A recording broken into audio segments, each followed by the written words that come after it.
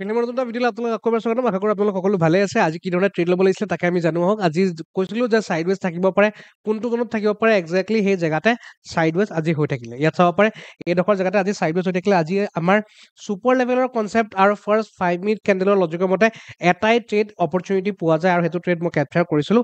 লাগিলে মই চাইডৰ ওপৰত স্ক্ৰীনশ্বট দেখুৱাই দিম কোনটো কেপচাৰ কৰিলোঁ। এইটো ফাৰ্ষ্ট 5 মিনিটৰ কেণ্ডেল হয়। তাৰ 50% এপাত লেভেল থাকিব।